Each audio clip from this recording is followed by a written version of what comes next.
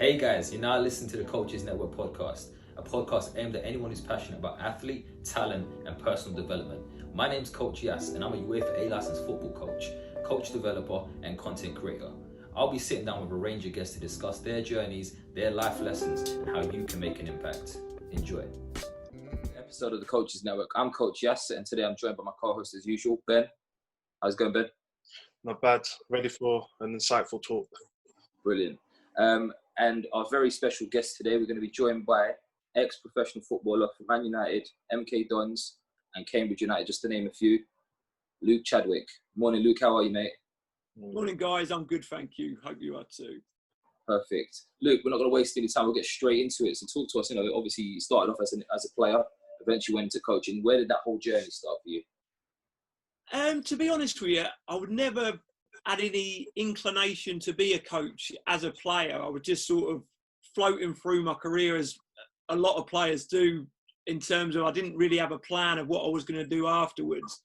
And then you sort of start coming towards the end and you're thinking, what am I going to do now, really? And sort of fell into that coaching path because I think I was under the illusion of that's all I can do is stay in football, because I've never really done anything else. I've never gone through any other education into anything else. So I was quite narrow-minded in the fact that I just do my coaching badges and go into a coaching role at a professional football club. So I sort of went through my coaching, really enjoyed it, enjoyed my coaching qualifications, probably done them all, probably a little bit too quickly in terms of rushing them in, pushing them all together. So I was at a point where I could take a job at a club and have a role there. So it weren't planned at all. It weren't a passion of mine coming up. I was a real quiet lad. I'd never sort of just done my job on the pitch, really. Weren't really a leader in the dressing room in terms of vocally talking to people, but just tried to work as hard as I can. So coaching weren't something I planned to do as a young player coming through. It's something I sort of fell into, I'd said, when I came towards the end of my career. Just touching on that, and you're coming back to the start of your playing career. Where did that begin? How did that journey go on? Obviously, you came through, at Man United initially, and then obviously went on to play for a host of different clubs. Mind just talking to us a little bit around that aspect of thing? How your playing journey started, in fact. So playing journey, probably just playing in the back garden as probably a 4, 5, 6-year-old, my dad and brother, and then I think I got real serious, not serious, but fell in love with the game completely after my old man took me to my first live game of football. So he used to take me to, I grew up near Cambridge, so he took me to the Abbey Stadium to watch Cambridge United play.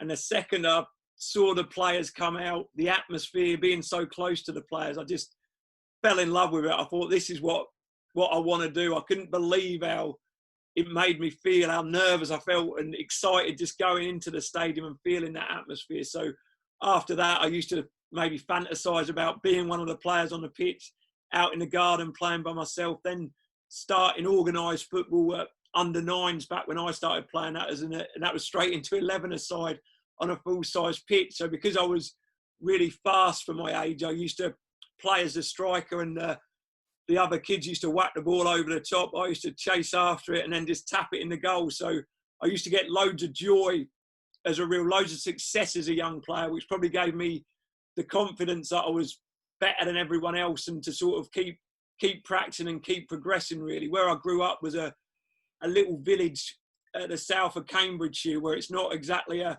hotbed of talented footballers. So that was probably a good thing for me, because I was probably quite a long way ahead of everyone else in terms of, because I was so fast and got that joy, that gave me the emphasis to go and practice more and improve technically, and then sort of come further and further away from my peers that I was playing with. And from that, got noticed by professional clubs as an under 13. I spent a season at Arsenal in their School of Excellence. So that was training on a weekday and then playing on a Sunday.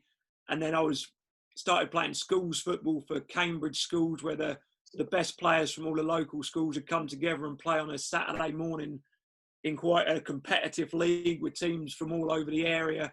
And that's when I got spotted playing to go to Man United, got scouted for United from there, because I was scoring a lot of goals and sort of had a reputation. And then from the moment I went up to United, it was probably as a 14-year-old, the rest was history. I loved playing football, but at the same time, I was quite quiet and reserved. I never really enjoyed going to Arsenal. I was more happy playing with my mates. So I'd sort of make excuses up sometimes to my mum that I couldn't go. I had homework to do or something I need to catch up on. So, but then the second I went to Man United, like the environment, the way I was made to feel, it was mad.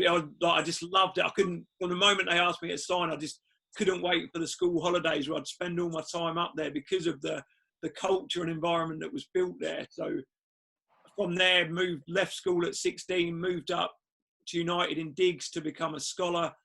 Then 2 years as a scholar, went on loan to Royal Antwerp in Belgium, which was an incredible experience to go and sample life in a different country, both footballing and as a life experience. And then when I come back from Antwerp as a 19-year-old, that's when I had a spell in the United first team and went on to have a career in the game. And just on that, you talk there about being a scholar coming through around it's around the 99 time, isn't it? 97, 98. Yeah.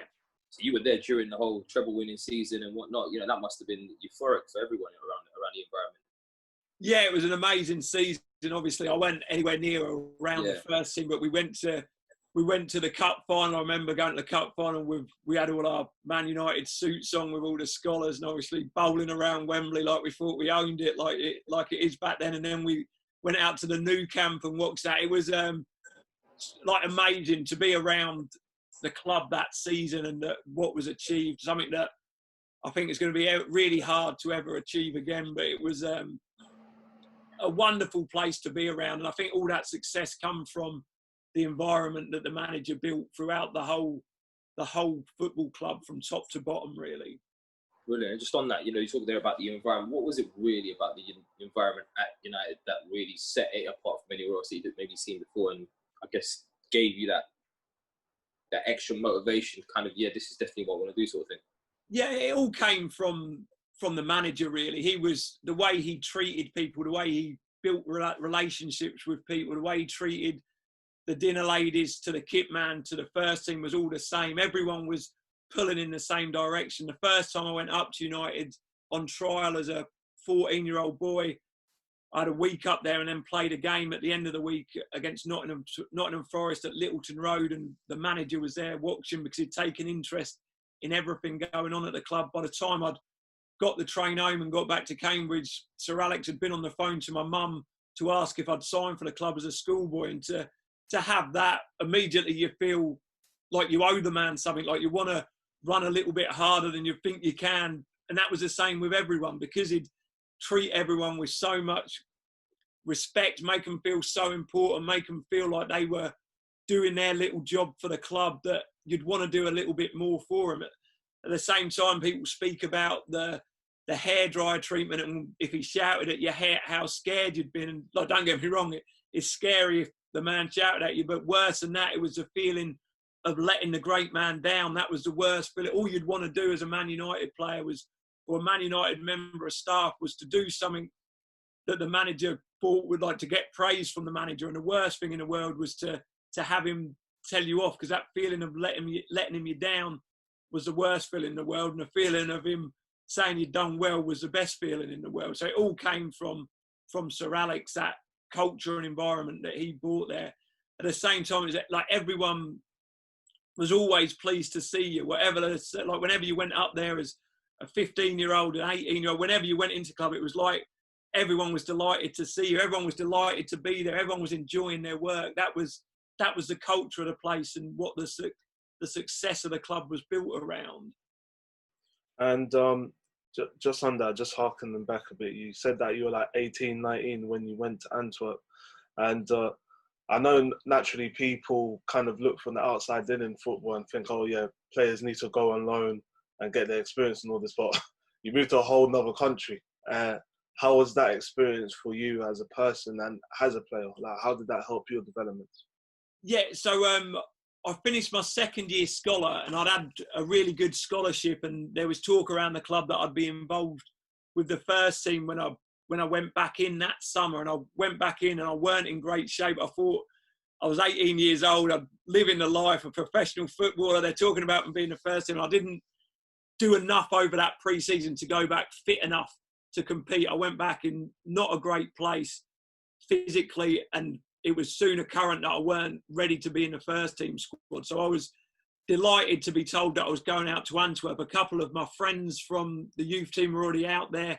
They took me out there to watch a game, and I watched the game, and it blew my mind. It was Antwerp were at home. It was a cup game, and I was just in the crowd, and the atmosphere was electric. It was sort of, the fans were really passionate. There was all the smoke bombs in the air. It was that real European feel to it. And I was thinking, I can't wait to get out here and play in front of this. I'm used to playing at Gig Lane in front of 20, 30 people in reserve team games. I want a piece of this. So I was delighted to go out there. And when I went out there, and I think I came on and scored in my debut, and the crowd were all singing my name. And that was my first really experience of first team football. And to have that in front of these fans in a different country was amazing, really. In terms of a life experience, it was a great opportunity to learn about yourself. We were living in a hotel, 3 lads in quite a lively city. It was about sort of knowing what you can and can't do, and really being professional about what you're doing. And it was an incredible experience, both growing up as a young lad and for my first time to be playing regularly in the first team. And as well as that, you obviously had a couple of loan spells at Reading and Burnley and so on. Like, how was that for you in terms of managing it? Because, like, I know you came through the United setup, and every kid obviously has the dream that they want, you know, if it's United, you want to finish your career at United or whatever, and so on. How was it like managing those sort of expectations when, like, you had to go back out on loan and stuff like that? Yeah, when I went to my 2 loans at Reading and Burnley, I knew by that stage that my time at United was over, really, in terms of being a first team player. After the season where I played a few games, the next season I started suffering a bit with groin and pelvis sort of problems that resulted in surgery. And probably the one outstanding asset to my game was my speed, really. I was maybe a bit of a one-trick pony in terms of that was my game. I'd be a knocker and a runner to get past people. And I've maybe lost a little bit of that pace. And after that, didn't really have enough to succeed at United. I weren't like Bex, who could, if he weren't getting joy out wide, could drop back, get the ball off the centre half and ping a 70-yard through ball, or Giggs, who could come inside and was more intelligent with his play. I was sort of just one that would stay really wide and play from there. So the manager spoke to me and said, like, there's not going to be a career for you at Man United without that real pace, and it's going to be real tough to find a career at the top level without that sort of outstanding attribute that you did have. So although disappointing, I appreciated that honesty. So my 2 loan spells at Reading and Burnley were sort of just trying to find another pathway, another journey to still stay in the game and still sort of forge a career in professional football. And you managed to do that. You know, you ended up from that point expanding another maybe 12 to 15 years. So I think you did relatively well in that respect. So obviously, you know, you've had your 2 loans, Reading, Burnley. You then ended up at West Ham. What was that like? Yeah, I was delighted to sign for West Ham. Alan Pardew signed me, who I worked with Alan at Reading. He was the manager that took me there. So we had that previous relationship with just my partner, and I had just had our first child, we were up in Manchester and didn't sort of know that many people. She didn't have many friends up there. So to get back to Cambridge to live with my family, and West Ham was there.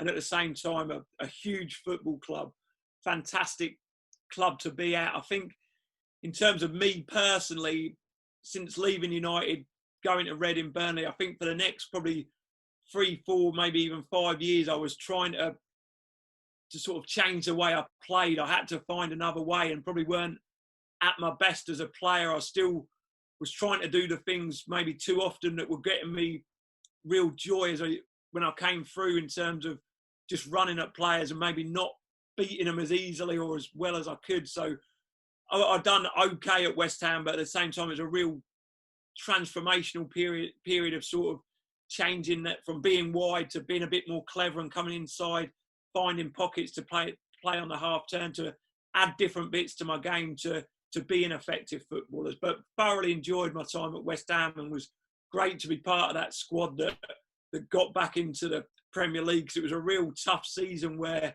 we had a great squad and was probably expected to be at the top of the league, and probably just sneaked into the playoffs in the end and beat Preston to get up. And we were under massive pressure at Upton Park. Obviously, the fans weren't happy because we weren't at the top of the league. And great credit to Alan Pardew. I've never seen a manager under so much pressure, getting so much stick, and sort of come back from it and then still succeed how he did, and had another great season in the Premier League after that, and getting to the FA Cup final. So for me personally, probably didn't excel as a player, but it was a thoroughly enjoyable season that I had at West Ham.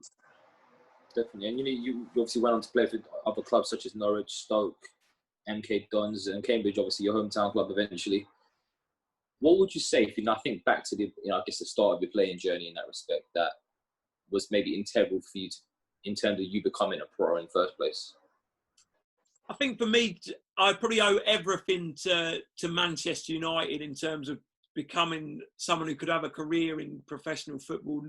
Like obviously the tactical information that I got there to become a player, but more importantly, that sort of what it takes, them sort of personal skills that you need in terms of that resilience, the hard work, that sort of thing that's sort of instilled into you at a real young age at Manchester United. So I'd say it's them lessons, obviously suffering from a fair few injuries, but hanging in there, as it were, having that resilience to carry on. So it was the lessons that I learned as a young player at Manchester United that allowed me to have a career in professional football. And just in regards to that, you've already touched on the injuries that you've had. And there can obviously be like real setbacks to you. But like, what did a coach do in that time to help support you through that? Like, how did they do?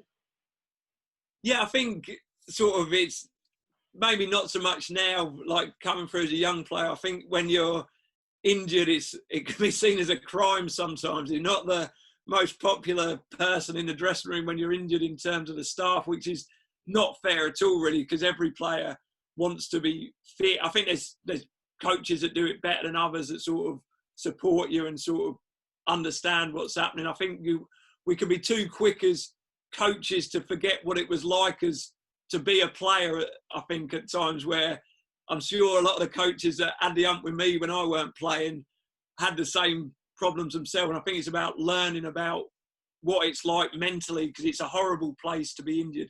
At the same time, I think in my case, I think the injuries, although were tough at the times, there was always an opportunity of really to reflect. And I think the injuries that I've had gave me that opportunity to improve as a person, which, although you probably don't think it at the time when you're in a professional football, is probably more important than being the footballer, because you're a long time retired, you're a long time not playing football, and it's important to develop as a person and be a good person. That's more important than anything else, really, I think. No, definitely. I agree. I feel like when you are injured, you should kind of take like a glass half full sort of perspective, where like it means that you've got a bit of a break now to kind of look at your game from the outside instead of the inside, and just take some opportunities to try to like mentally improve your game in some sort of way. Yeah, and I think I used to have, because I got injured, unfortunately, so much, I had a little way of dealing with it. I think that if I had a serious injury, the first week I'd just allow myself to feel sorry for myself, have a week of that, and then I think you get bored of it, and then you've really got a plan to follow, and it is an opportunity to come back stronger every time you do get injured. There's obviously bits you can be doing in the gym, strengthening them up, so you've always got that attitude of, when I come back, I'll be better than ever, really. No, that's a great perspective to have. And at what age did you start then doing your coaching badges? So when I was a scholar at Man United, this was the first injury I probably had. I had a hernia operation when the lads were all doing their level 2, which you do as a scholar. So they done that at the Cliff training ground, and I couldn't join in the training session. So in all honesty, just mugged it off. I just sat up top on the balcony, mucking about with the other injured lads, didn't pay any attention. So stupidly never got that level 2 coaching badge as a scholar. So I started my level 2 probably at 32 or 33 years old up at St George's Park while I was playing for Cambridge United. I drove up there with Harrison Dunk, who was a Cambridge player. Kevin Phillips was doing the coaching award as well, and I was so far out my comfort zone. It was unbelievable. The sessions were quite straightforward. I understood that sort of thing, but the thought of being in front of my peers and taking the session, doing the assessment, and most of the lads were the same. There was a guy there, I won't mention his name, but he must have played 600 odd first team appearances, and he just left the course because he weren't comfortable taking a session in front of him. And that's what I felt like. I was thinking there was one day, and me and Dunks were driving up there, and we were both so nervous because we was doing our assessment of the course, and it was more nerve-wracking than playing a game of football. And this is me and him, another professional footballer. All we're doing is taking a session in that futsal hall at St George's with about 10 other guys that were in exactly the same position. But it was a really stepping out my comfort zone doing that level 2, and I was so proud of myself. It sounds a bit strange really, because it's really good course, but in terms of the knowledge, you've probably got all the knowledge that goes with it in terms of the tactical detail. But so proud that I went through with it and completed that. It was probably really the kick-started and the catalyst to go through my coaching qualifications. So, obviously now taking that level 2. So you say, 32? So we're looking at maybe around 2012, 2013 sort of time? Yeah, I would say, around that. I can't... Yeah. How does the journey continue from there in terms of the coaches? Obviously, around that, I think it was a couple of years later, you have obviously ended up back at Cambridge in a coaching role. What's the time frame in between that? So then I think that was all done through the PFA, and they were said, "Oh, we think you've done really well. This is the UEFA B course for the ex-professionals." So I think it ended up being that summer I went up, and it was like the way they do it because obviously they're playing commitments with some of the players that still play. It was a case of 10 days straight at St George's Park, sort of doing the bits and bobs, doing all the learning about it. Then you'd go back up there 10 or 12 times during the season to carry on your progression. And that really blew my mind, really, just watching the tutors coach, the detail to it. There was so much information we were getting in such a short space of time. I remember just the first day I'd had so much information. I was thinking, I don't know what I'm doing here. I've done the level 2, but this is just, there's so much detail to it. I just thought, I'll stick with it, but surely I ain't going to be able to catch up so fast as to be on a par with these tutors that just made it look so easy in what they were doing in terms of running the session, managing the session, getting their coaching points out, that sort of thing. So that was probably the most I've ever learned in such a short space of time in terms of coaching, was on that UEFA B course, that intense time, and then just sort of taking that away and after the 10 days and really reflecting on it. At the time I was really worried that I'm just getting fed too much information here. I'm not going to be able to take it on board. I'm not going to remember anything because it's just coming so thick and fast. But I think the big lesson on it was that sort of reflection time that you take away. So I spent probably had a week after it and then really reflected on it and sort of made loads of notes of what I'd learned and sort of them real important details that I took from it. And then when I went back into the visits twice a month or whatever we'd done, I was so much more comfortable, and I'd really taken the lessons that I'd learned from that original 10 days. So it was that summer we done that, and probably about 9 months after that where I would have completed my UEFA B coaching assessment.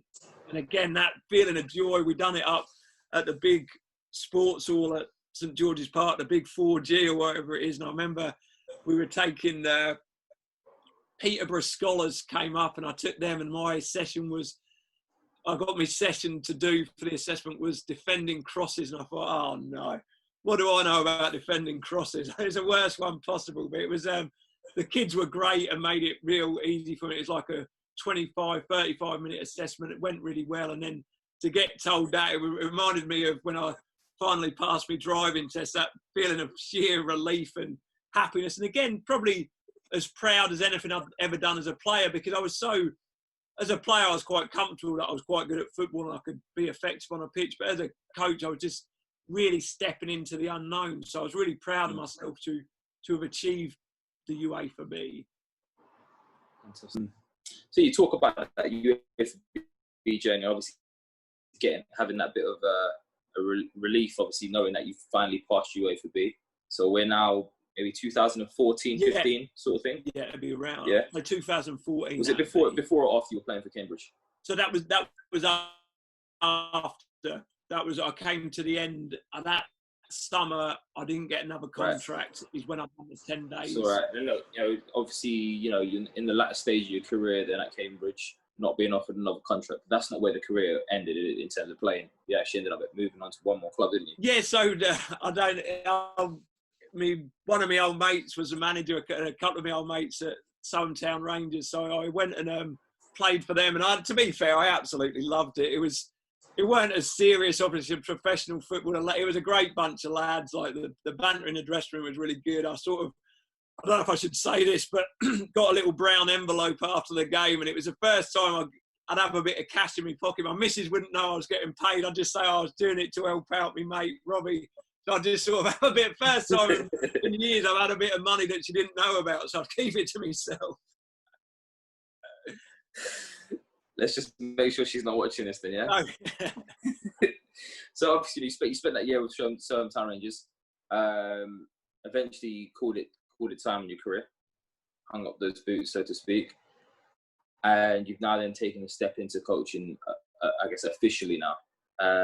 Moving back into the academy at Cambridge United, is that correct? Yeah, so during that season or so where I was just at Soham, I volunteered, I'd done some work with the futsal program at Cambridge University. I worked with the university football team and a bit of work with the development centres at the club I sort of got my qualifications, but no experience in coaching whatsoever.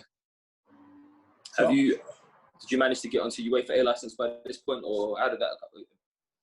Yeah, so again, the way it worked out, like I said, I probably rushed through the qualifications a little too quickly, but it just seemed to, everything worked out perfectly for me in terms of, I finished UEFA B and they recommended me onto the UEFA A immediately, and then the start of the UEFA A was that summer, so everything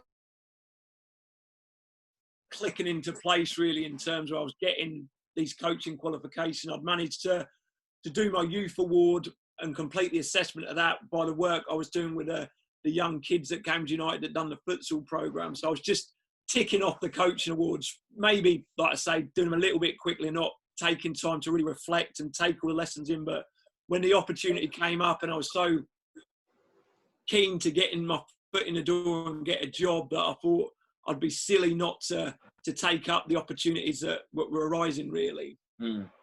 So now, obviously, looking at that, so you talked a bit about the Cambridge University stuff, doing a bit of stuff at the Centre of Excellence. We ended up at Cambridge United in the academy now. Correct me if I'm wrong. I think back in 2017, when was an advanced youth, were you lead phase coach at the time?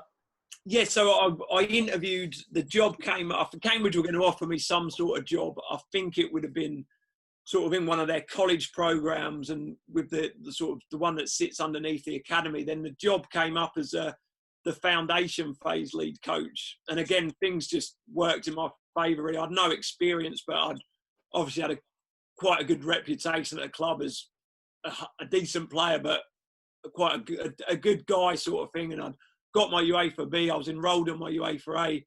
I knew the people that worked there, so I went in, chucked my CV in the ring for the foundation phase lead coach.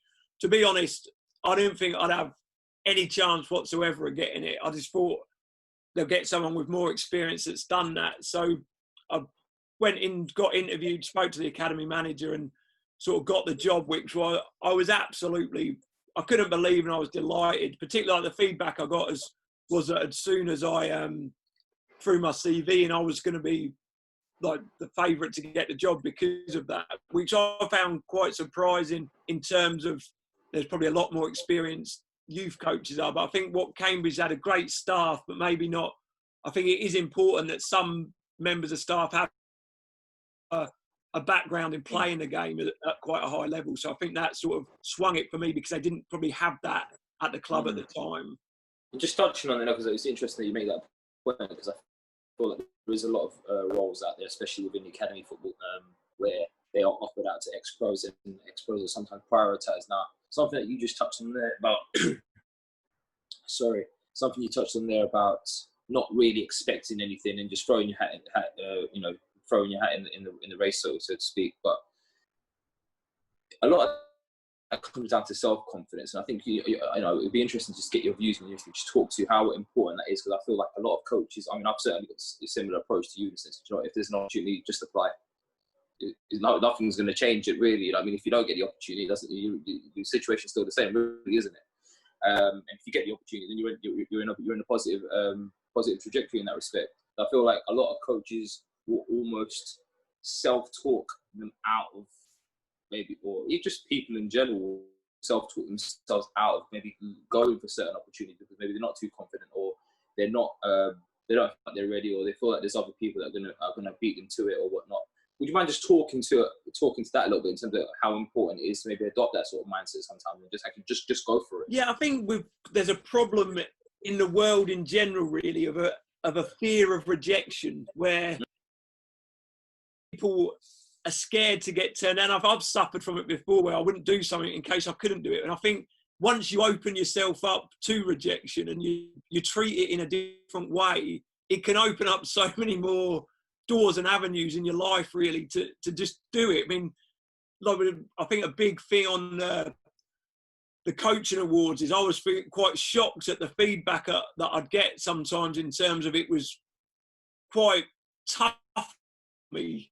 And when I first got it, I'd take it personally. My ego would take a hit. But I think if you can step away from your ego and sort of use rejection as a positive and a step forward, I think, like you say, what's the worst that can happen? I think the more you can say yes, the more you can try different things. If you want to do something, was it Michael Jordan says he missed 1,000 shots that he didn't take or something like that? You may as well just open yourself up. You only get one go at it, didn't you? You've only got one life. So I think it is important to accept rejection sometimes and really step away from that ego, open yourself up and deal with things. It's a great learning process, dealing with rejection. I'm sure everyone's dealt with it from one time or another for one reason or another. So I think a massive lesson I've learned since stopping playing football is to open myself up to rejection. I think we're all scared as footballers. So people saying you've had a bad game and you want to argue back, even though you probably know you've been crap in the game or whatever. It's just sort of that ego that can really hold you back, and certainly held me back in certain periods in my life. Yeah. You just touched on there about obviously developing that mindset. Was there a particular point for you where that mindset started to shift? Obviously, you touched on it there, but after your playing career ended, sort of thing. But was there a particular moment where you thought, actually, I really need to change about how I'm looking at things here? Yeah, I think obviously I found it hard, as a lot of people do, to stop playing football and that career coming to an end and that real loss of identity. Where do you really fit in the world now? You've always been known as, since the age of probably 8, 9, 10, as the football player, the one that could be a footballer, then the footballer, and then now what, really? It was a tough period where I really had to learn about myself even more. I'm out of this bubble of professional football more. I need to find another path in life and do something that's going to make me feel happy, really. So I think the real time for me where I've really stepped away from that and sort of just given every opportunity is when I loved my peers at Cambridge United, in terms of the staff that I worked with. The players were great, but I didn't love what I was doing. I didn't love my time in academy football. I didn't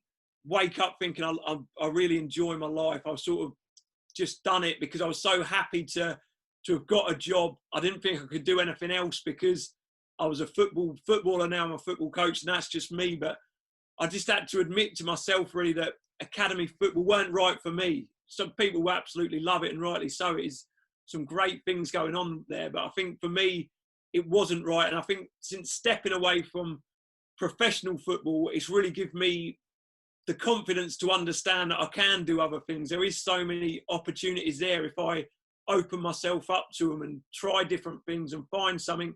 It's always going to be hard to find something that replicates being a professional footballer, but because that's the best job in the world for me, because that's what I wanted to do. But now I need to find something as close to as possible to that, to give me that buzz and to be open enough to get rejected doing some things, to find something that I truly love doing. I'm glad that you kind of said that it wasn't for you, because I feel like the way a lot of coaches think, especially coaches that may have not had the sort of professional playing experience that you've had, is that like they think of it like, oh, okay, yeah, I'm going to start in foundation phase, then work my way up to the thing. But really, there's some that are actually really good in foundation phase. There'll be some that are really good in youth development phase and and the PDP. In regards to you, why did you not like feel like it was right for you to be like that?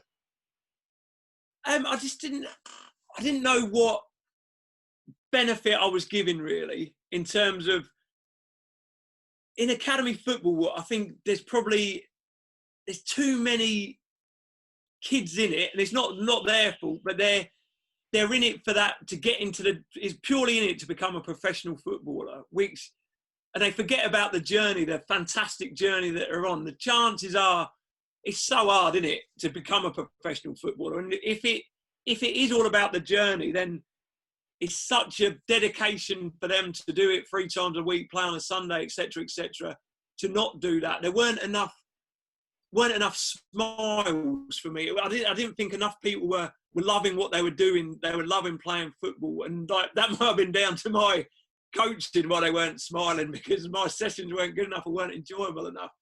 But it just didn't sit right with me, the whole industry. And don't get me wrong, I understand why clubs have to do it and get kids in so young, but for me at 6, 7, 8, 9, 10, even I think it's too much. I think they're too much in that environment of a professional environment, and I just didn't want to be part of it, to be honest with you. And I completely understand why it goes on, and there's some brilliant, fantastic work that goes on, but for me, it just didn't sit right with me. There was a lot of ego in it, and my ego could take over at times. Be on the side of a pitch, I'm taking a bloody under-14s game or something, and I'm desperate to win. I'm bloody arguing with a referee about a decision. I'm having an argument with a coach on their coach about something like that. I didn't like what it brought out in me, because I just don't think kids football should be like that.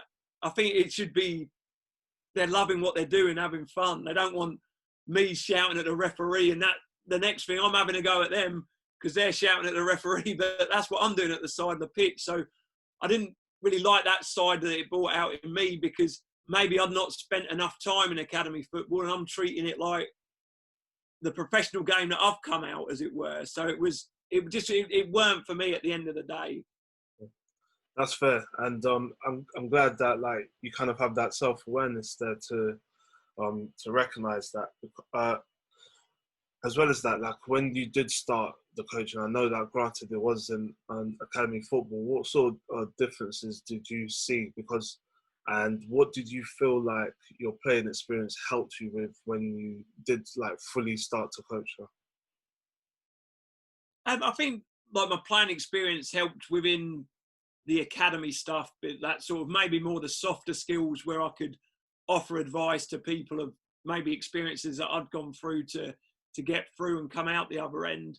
In terms of the session, I was always so conscious about being big-headed because I'd had a career in professional football. I think there can be a divide really in coaches that haven't played the game at a high level and coaches that have, where at times I've been around ex-professional players that do perceive that they know better than someone that hasn't played the game, and I've also experienced coaches that haven't played the game just think that he's a big head because he's played the game. It doesn't mean that he knows any more than me. So I was always so conscious of that. And for me, it doesn't matter. It's what you're offering the children really in terms of their development, both on and off the pitch. It makes no odds whether you've played for England or you've never played before in your life, really. So I think in terms of what it done for me, it was more the softer skills of offering advice, but at the same time, there's probably negatives from it because I'd just come out of a professional football club environment and was probably a little bit too like that, particularly in the early days of what it takes to become a professional footballer. And bear in mind that I was a foundation lead coach and I'm dealing with 7 to 11-year-olds. It probably weren't what they needed at the time. So it was important that I learned lessons quickly in terms of what the individual needs and how to help them. I've always been a great believer of as soon as it comes away from being about the kids, you've got no chance, really. I think at times some coaches, this is all over really, grassroots coaches, academy coaches, whoever, as soon as it turns into about them, we've lost what it's all about because no one's going to develop really. It has to be completely player-led, completely about the children and about their personal development.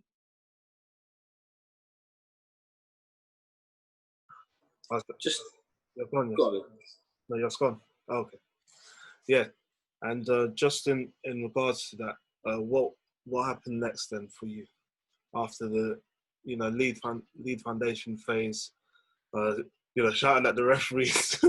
What was the next step in your coaching journey? So I think I was given the foundation phase role to get me in the door, really. I think it was never seen as something, I really enjoyed it. I love the little tiny ones, like start their first signing for the club and that sort of thing. But I think it was seen that I could offer more to the older players. So after that initial season as foundation phase lead coach, then I was the youth development phase lead coach, which was obviously another, not step up, but probably more suited for what I was doing, the more ages of players. So my responsibility would to sort of manage and be in charge of organising the 13s, 14s, 15s, but my role would be the lead coach for the 16s as well, which was obviously something that I thought would be another step in the right direction of what I was doing. But again, never took that role, probably was more effective in sort of helping the children, but never, again, was still getting up in the morning thinking, I don't know if this is the life for me, really. So just on that then, Luke, what is it that does help you feel, I guess, inspired and keep you motivated in it? Because obviously you guys started to assess and started to do a lot of reflection in the stage, really assessing whether this is something for you. What would you say is something that keeps you motivated in that respect? So at the minute, I'm sort of involved in a kids coaching company called the Football Fun Factory, which is all around just, as the name suggests, making football fun. It's not about developing and getting players into academies. It's purely about children of all ages and abilities from 2 to 12 just coming to our sessions and us having the responsibility really of developing a love of football in them that will hopefully last a lifetime, and at the same time developing positive life skills like sportsmanship. So it's, again, I'm passionate about that. I'm probably not passionate about coaching that, although I do enjoy it. I probably get more reward out of that because everyone's just smiling and we are just making it fun. But I'm passionate about growing that and really trying to see football fun factories all over the world. So there is that avenue for kids that might not be particularly good at football, but they still want to play. They just want to go and play football with their mates. They just want to have a bit of fun. They want to give it a go. And just having that challenge of them all over the place. So there is other avenues, but every child's got an avenue to play football, whether they're gifted, they're not gifted, or they just want to see what it's all about, really. So I'm really passionate about growing that. That's really give me something to look at, to aim for in the future, and that sort of building relationships with people, trying to really grow that organisation is something that's really given me a similar buzz to what I had as a player, really. And at the same time, where I do my sessions is where I went to school, where my kids go, it's within 5 minutes of my house. So I'm giving something back to the community where I learned to play football, as it were. So I feel like I'm adding more benefit doing that in terms of just coaching the real elite players of the area around Cambridge United. Well, I've got the opportunity to be involved in hundreds of children's lives, hopefully in a positive way, rather than 25, 30 that might become a professional footballer at the end of the day. I think that's a decent incentive there, because as you can imagine, in our sort of day and age when we were growing up, we were playing out till like the sun went down, and in this day and age a lot of them are stuck in front of screens and whatnot, and, you know, because of the way society is, they can't really go out like that. So it's quite good that you have this little setup there that you're doing to bridge the gap there. You've already kind of touched on it, but like I just wanted you to delve more into it. Like, you've obviously had major influences in your career. Who were they in the form of mentors, and what are like the biggest lessons that you've learned? I think the biggest lessons I've ever learned were life lessons, really. I think as a footballer, I was probably a coach's nightmare at times, because I was quite off the cuff. I'd just play like I play in a playground at school. Really, I was sort of quite a free spirit. I'd want to do different things. So obviously the tactical stuff came more and more into my game and that sort of thing. But they're probably not the lessons I remember. It's more of the human side of it. Obviously, Sir Alex and the staff at Manchester United, just around them sort of being humble, hard work's required in anything you do. And then the good people that I've had the fortune of playing under, the likes of Tony Pulis, John Gorman, who was an amazing human being who just taught me so many lessons of being a good person, what it takes, and sort of the longevity of doing that. So I think all the lessons that I've learned have been the main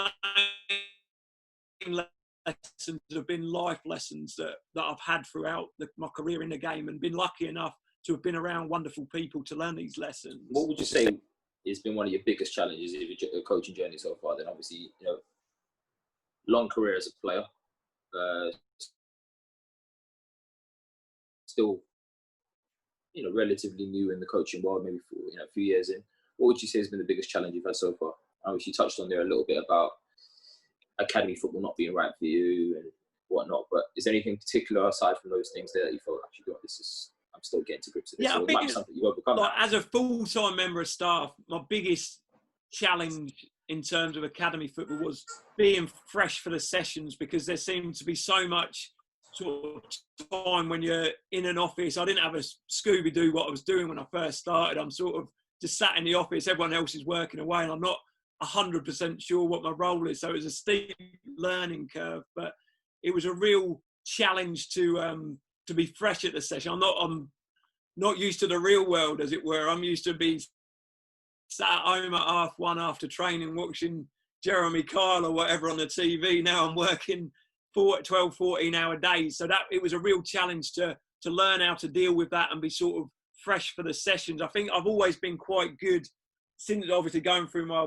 level 2 UAFB, of taking critique on board. So all the lessons that I learned from my peers at Cambridge United, who sort of watched me closely because I was so new, in terms of not making it about being a professional footballer so early. Like, all them little lessons were a steep learning curve, but I think I've learned the lessons quite well because I was adept at taking feedback on board, positive and negative. Well, I think at times some former players aren't great at taking negative feedback on board and maybe see it as a personal insult against them. So I think the biggest challenge has been sort of the hours that you work as an academy coach. But in terms of learning quickly, I think I've managed to do that because having that sort of open mind and the attitude to take critique on board.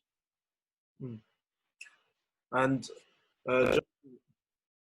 just in regards to that, how did that help you in terms of kind of identifying the bugbears? I know it's been a short sort of coaching journey so far, but do you have like any particular bugbears when it comes to coaching?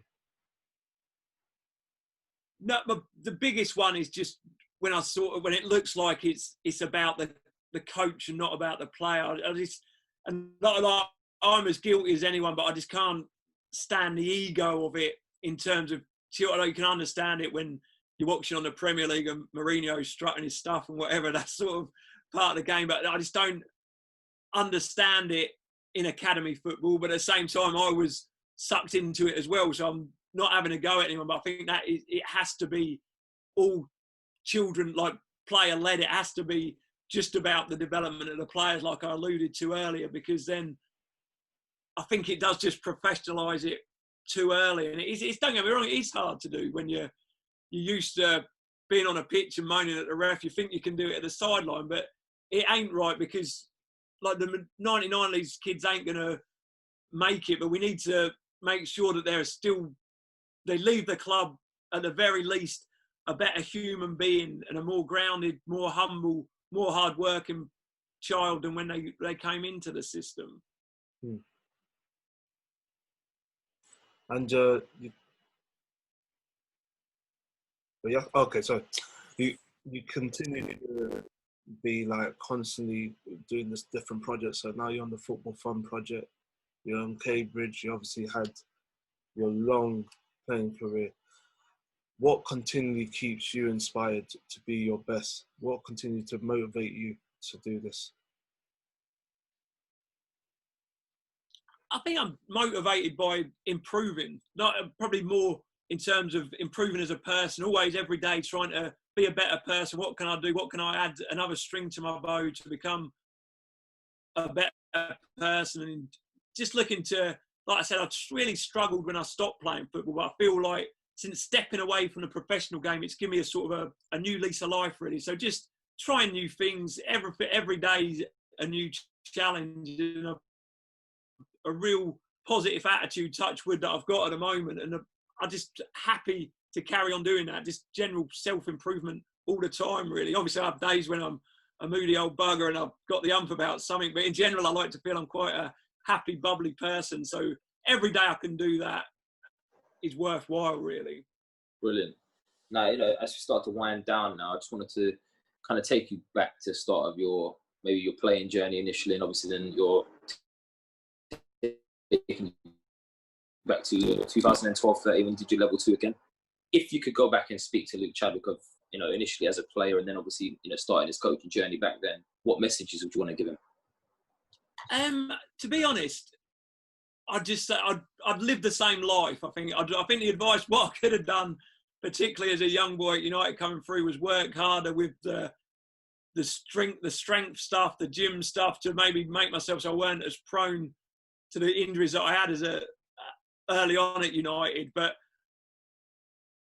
was to play football. The fantasy was always every night as a 9 to 15-year-old going to bed was dreaming about scoring a goal for Cambridge United at the Newmarket Road end, which I ended up doing in the end. But I think it'd just be to any young player, just enjoy the journey. You never know when it's going to end, and I like to think I enjoyed it, but obviously there's loads of ups and downs, so maybe just enjoy it a little bit more. And as a coach?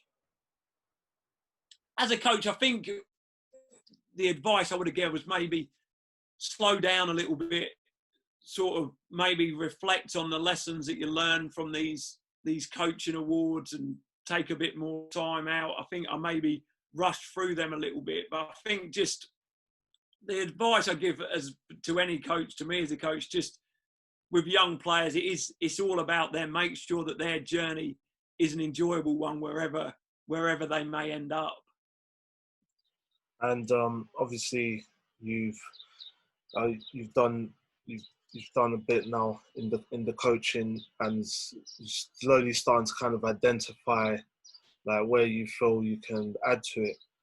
What is particularly for Luke Chadwick in the coaching world? That's a tough question. I think I don't know if coaching is my future. I don't know if that's I know your podcast is all about that coaching journey, but I'm not sure. It might be a little bit of a different story where I'm like, I don't know if coaching is for me. I think there's fantastic coaches out there. There's aspects to coaching I absolutely love, but I'm not sure if it's for me long term being a football coach. So if it wasn't down the coaching, what would it be for you then? Have you got any particular ideas in terms of where you might want to end up next? Not really. Like I say, I think it's just as it comes. I've done some stuff on the radio which I really enjoyed. Don't get me wrong, I can't see myself being an ex Gary Neville or Jamie Carragher, but I think I'm, like I say, as a footballer and as a person, I'm quite free spirited. So I like the idea of having a couple of different things, a couple of different projects that I'm involved in, and sort of going around about things that way. I still like offering advice. I still speak to professional players. I still speak to young players coming through, and I like that, building relationships, the softer skills where the big thing as me as a coach, this might sound silly, I just get sick of hearing my own voice in terms of when I'm shouting onto the pitch, when I'm talking to large groups in the dressing room and I'm raising. I just get sick of hearing my own voice, where I'm more interested in them softer skills of sort of maybe one-to-one conversations, sort of a little bit of mentoring that I've been doing. I enjoy that, and still having a foot in the door of them real talented players, but obviously got a nice mix of working with grassroots and inexperienced players in the Football Fun Factory. So I'm quite enjoying what I'm doing at the moment in terms of just little bits and bobs here and there.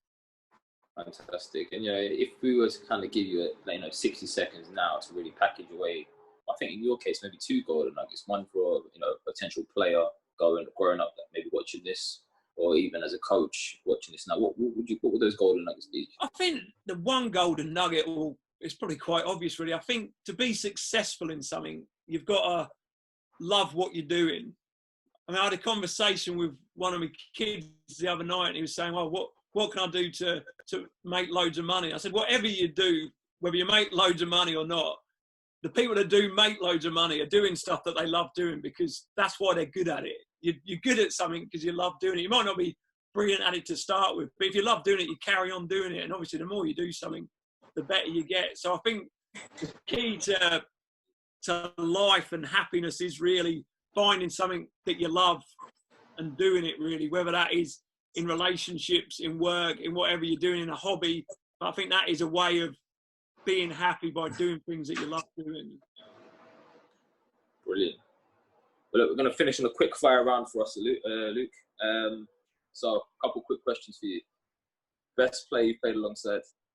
Paul Scholes. Okay. Best player you played against? Thierry Henry. Okay. I was going to ask you the best manager, but I don't think there's a doubt in that one. Any doubt in that one. So biggest probably game you played came on a personal in the Champions League quarter-final against Bayern Munich. So only for about 8-9 minutes, I think it was, but still, that was probably definitely the biggest game I ever came on in. Brilliant. Well, look, guys, there you have it. It's been another fantastic discussion again today. Some brilliant insights, plenty of golden nuggets for everyone to take away and apply. We explored the journey of a player and so far as a coach of Luke Chadwick, ex-Man United, West Ham, Norwich, Reading, just to name a few. I just want to say thanks again for tuning in, guys, as well as, thanks to my co-host Ben and obviously Luke for your time this morning.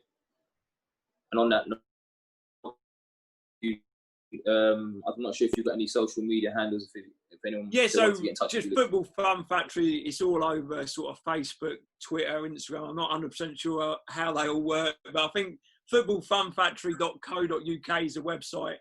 Check it out. There's coaching opportunities there if this is going out to coach. If they want to get in touch, feel free.